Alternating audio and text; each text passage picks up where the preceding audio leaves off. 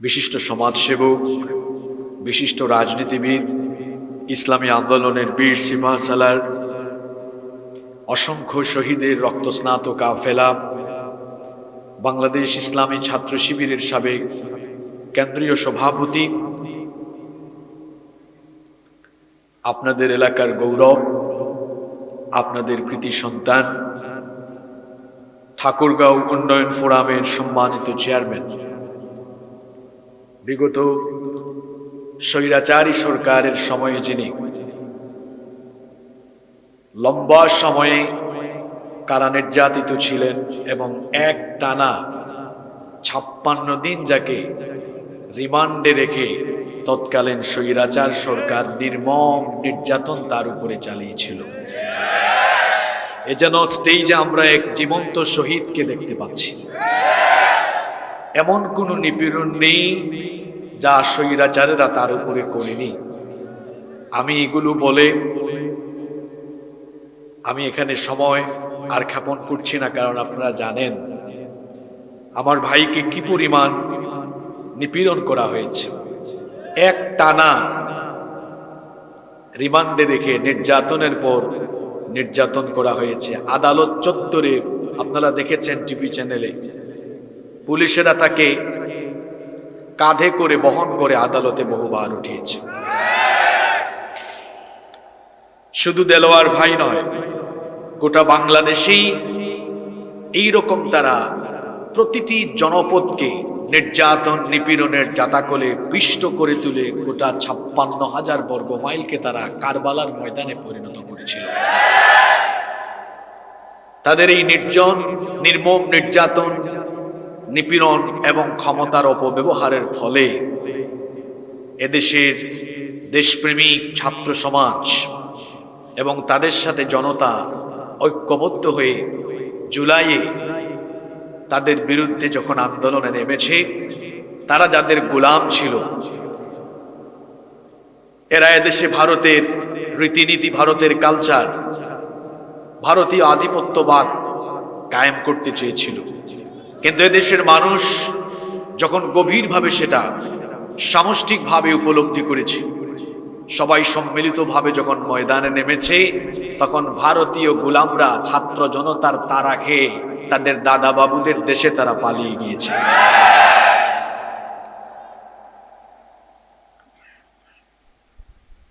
আপনাদের গৌরব, আপনাদের কৃতি সন্তান, এ যুগের খাব্বাব ইবনুল আরাদ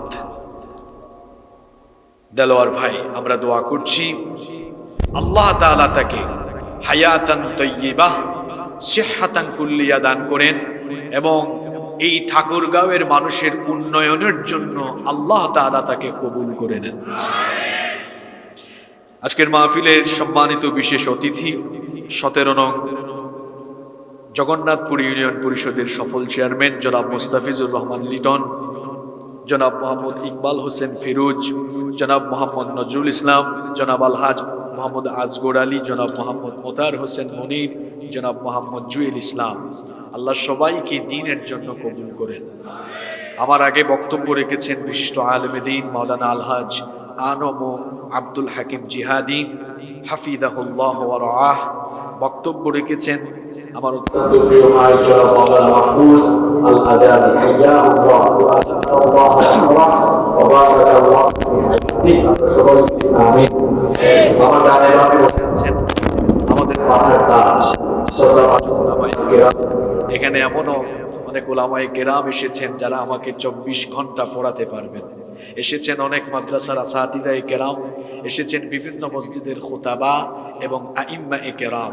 আল্লাহ সবার ইজ্জত সম্মান বাড়িয়ে দেন। এসেছেন বিএনপি জামাতের নেতৃবৃন্দ, আমার সামনে বসা পিতৃতুল্য সম্মানিত মুরব্বিয়ানে আযম, যুগে যুগে আল্লাহর জমিনে আল্লাহর দ্বীন প্রতিষ্ঠায় যারা অগ্রসরের ভূমিকা পালন করেছেন, আমার কলিজার টুকরা প্রিয় যুবক, তরুণ এবং ছাত্র ভাইয়েরা, পর্দার অন্তরায় থেকে শ্রবণরতা সম্মানিতা মা এবং বোনেরা, উপস্থিত মিডিয়ার প্রিয় কর্মী এবং সাংবাদিক ভাইয়েরা, প্রশাসন এবং গোয়েন্দা সংস্থার সম্মানিত ভাইয়েরা, প্রিয় তিলডাঙ্গি, দৌলতপুর তথা আমার প্রিয় ঠাকুরগাঁওবাসী, আপনারা সবাই কেমন আছেন? আমাকে আপনারা জিজ্ঞেস করেছেন, এজন্য আপনাদের প্রতি কৃতজ্ঞতা জ্ঞাপন করছি। আলহামদুলিল্লাহ আলা কুল্লি হাল ও ফি কুল্লি মাকান। আলহামদুলিল্লাহ, মহান রব আমাকেও ভালো রেখেছেন, আমাদের সবাইকে সুস্থতার সাথে বাঁচিয়ে রেখে আজকের এই সুন্দর বরকতময় নান্দনিক এবং জান্নাতি এই আয়োজনে আমাদেরকে শামিল হওয়ার তৌফিক যিনি দান করেছেন, গলার আওয়াজ বড় করে সবাই বলেন তো তিনি কে? সেই মহান রবের জন্য হৃদয়ের সবটুকু ভালোবাসা, আবেগ, অনুভূতিকে উজাড় করে দিয়ে খুশি মনে প্রাণবন্ত আওয়াজে উচ্চ কণ্ঠে কালিমাতুশ শুকর আদায় করে আমরা সকলেই পড়ছি আলহামদুলিল্লাহ। মানুষের জীবনে সময় হচ্ছে সবচাইতে মূল্যবান সম্পদ। আরবিতে একটি প্রবাদ আছে, আল ওয়াক্তু কাসসাইফ ইল্লাম তাকতাহু ফাইন্নাহু কাতাক। অর্থাৎ সময় হলো ধারালো তরবারির মতো।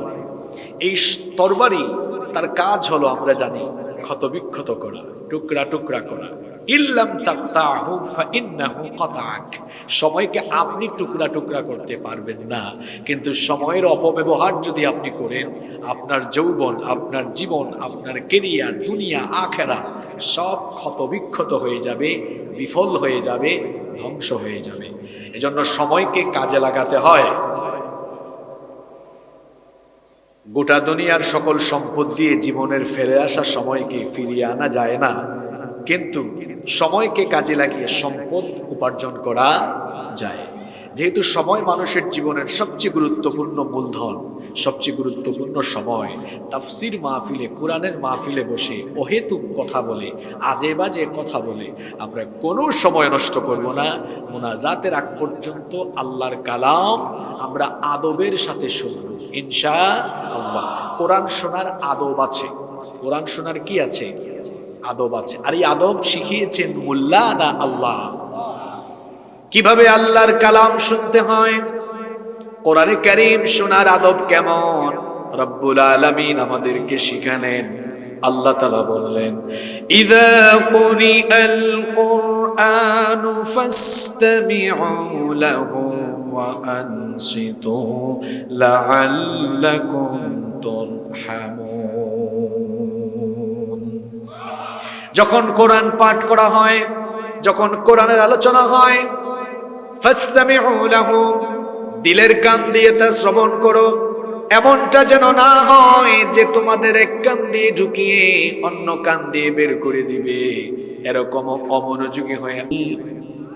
বাংলাদেশের ঐতিহ্যবাহী ঠাকুরগাঁও জেলার সদর উপজেলার অন্তর্গত ঐতিহ্যবাহী তিলডাঙ্গি ঈদগাহ মাঠের উন্নয়ন কল্পে যুব সমাজ কর্তৃক আয়োজিত আজকের এই ওয়াজ মাহফিলের মুহতারাম শ্রদ্ধাভাজন সভাপতি, তিলডাঙ্গি ঈদগাহ মাঠের সম্মানিত সভাপতি এবং ঠাকুরগাঁও পল্লী বিদ্যুৎ সমিতির সাবেক সভাপতি, বিশিষ্ট ব্যবসায়ী, অত্র এলাকার সকলের প্রিয় এবং ভালোবাসার মানুষ জনাব আলহাজ আহমেদ হোসেন বুলবুল, আতালাল্লাহু আমরাহু ওয়া বারাকাল্লাহু ফি হায়াতিহি, আমরা সকলে বলি আমিন।